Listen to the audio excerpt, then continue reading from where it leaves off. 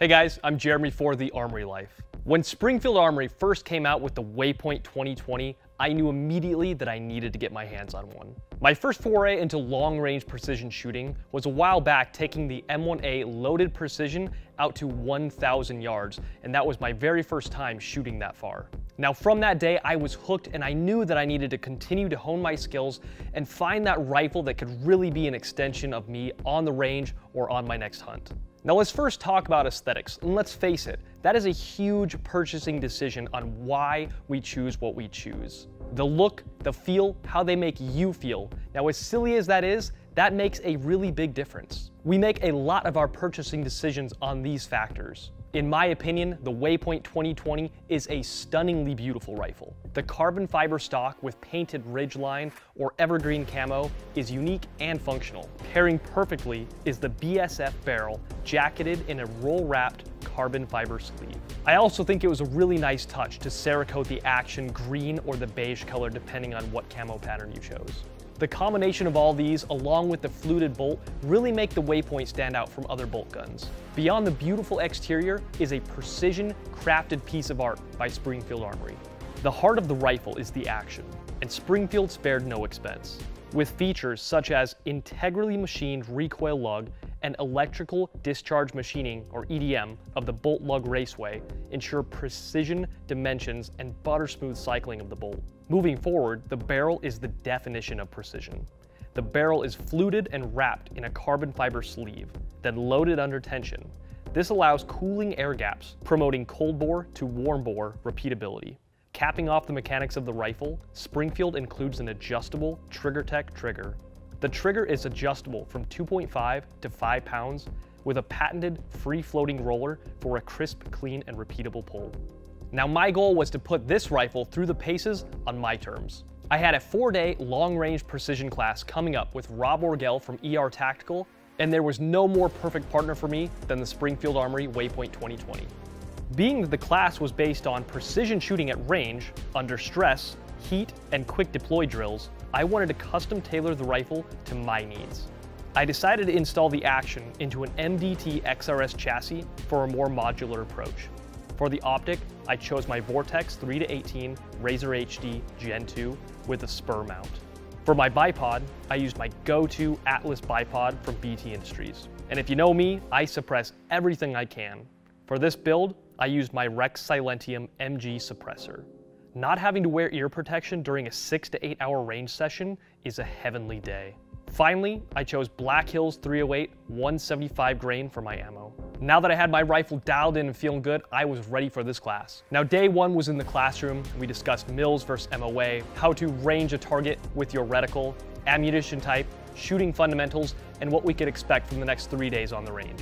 Day two was on the 100-yard range, dialing in our rifles. We confirmed zero on our optics, worked on body position, controlling heart rate, and breathing while shooting under stress, and how to streamline our kits. We also tested how well our scopes tracked and if our rifles had any hot barrel shift. To my satisfaction, the Vortex tracked perfectly and this Waypoint had zero hot barrel shift. Day three was on the 300-yard range, building upon the skills that we had learned the previous 2 days. The very first thing we tested was our cold bore shot. This is the very first shot of the day when your barrel is completely cool. That way you know that your very first shot you take, it may be off a little bit. And again, to my satisfaction, the Waypoint had zero cold bore shift. Now day three is where Rob really starts putting us on our toes. From this day on, anytime we were moving anywhere, we had to run. Every time we checked targets downrange at the 300-yard line, 600-yard run. Every time we deployed our kits, we had 30 seconds to get in position. Additionally, packing up, we also had only 30 seconds.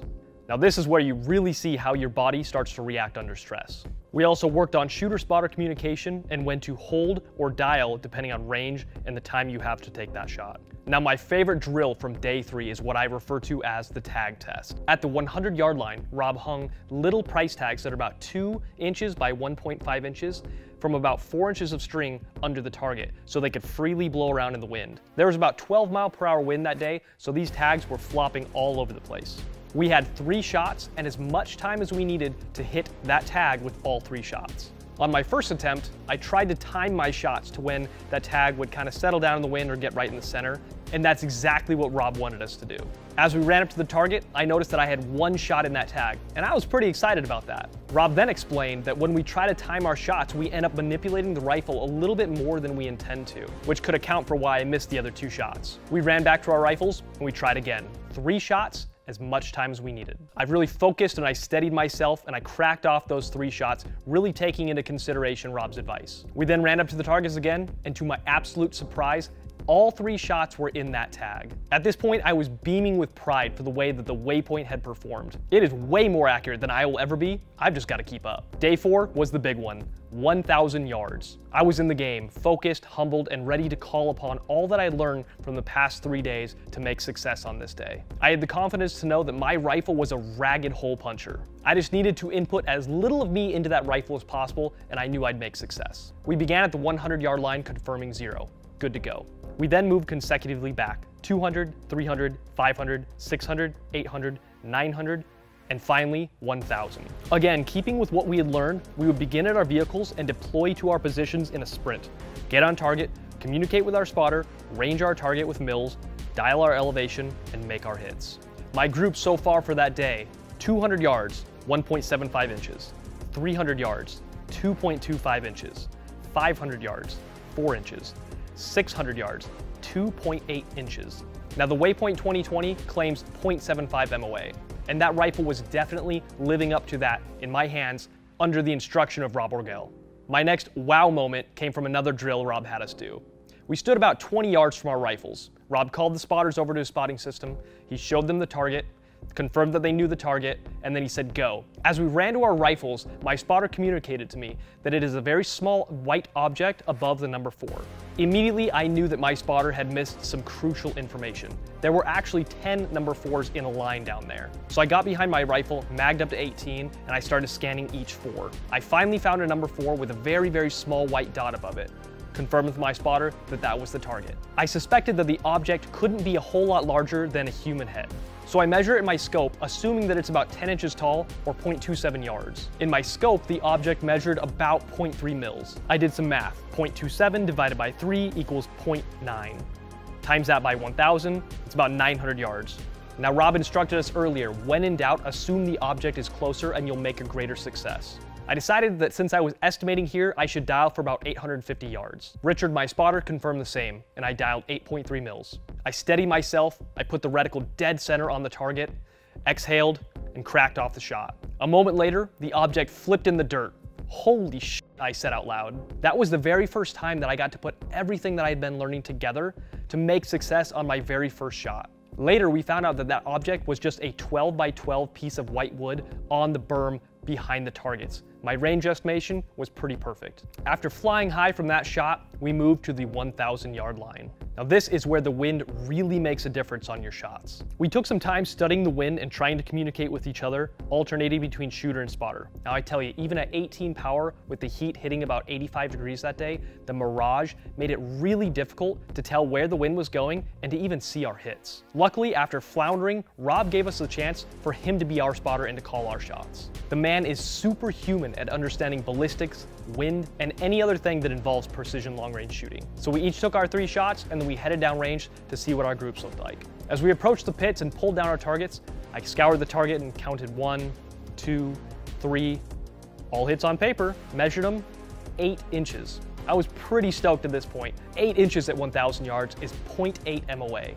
I was pretty happy about that. Just a couple weeks ago, I would consider myself quite novice at precision shooting, and now I'm shooting under MOA all the way from 100 to 1,000 yards with the Springfield Waypoint 2020. So now let's talk the fun stuff. The gear. The Springfield Waypoint 2020 performed flawlessly. There were multiple times that I had hits inside of hits on paper. The bolt was extremely smooth for fast follow-up shots. The MDT chassis was a perfect fit for my length of pull and cheek weld. It's lightweight yet rugged, providing you with an accurate, reliable way to interact with the rifle.